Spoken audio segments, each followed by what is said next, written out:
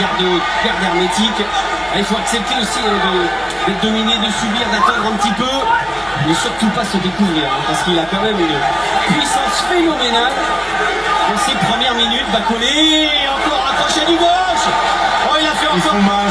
Oui.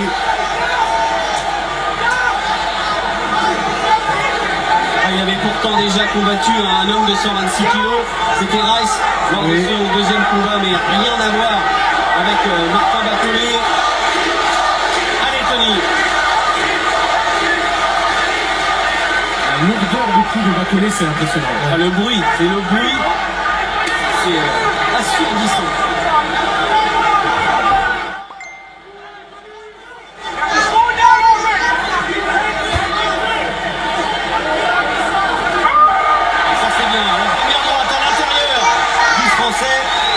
Et qui reste à chaque fois la Messi derrière de la réaction du Congolais. Ça fait mal, c'est Derek Dugo, ça très bien. Mais les coups sont lourds de Bacolé.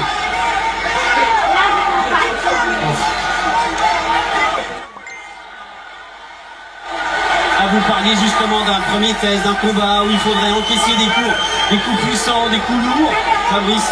Mais voilà ce combat. Exactement, face à un adversaire qui prend les coups, qui les encaisse et qui remise. Oui.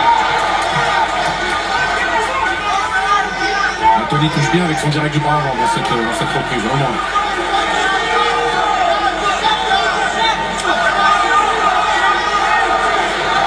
Et Billy Nelson qui fait des grands gestes à Bacolé. Varie en bas, en haut, fait du mal en bas.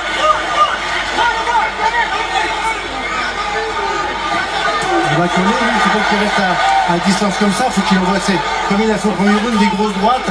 Et Tony, lui, s'est tourné avec son direct du gauche, placé quelques droites. Et la nouveauté chez Bacolé, qu'il a énormément travaillé, parce que c'est vrai que du coup ce combat il le prépare depuis 4 mois, c'est la tonicité, c'est l'explosivité. Parce qu'avant on disait qu'il était lent, qu'il était dangereux, mais un peu lourd et un peu lent. Là pour l'instant il arrive bien à couper le ring, et il arrive bien surtout à être précis, à être rapide. Beaucoup plus que d'habitude. Même s'il semble avoir baissé le rythme. Tony, comme le disait son point, a réussi à faire baisser le rythme du combat un petit peu par rapport au premier round. Et peut-être qu'il va connaître que c'est très vrai.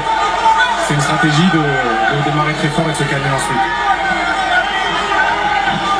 Ah dommage, c'était bien fait, bien tenté, il percute pour surprendre.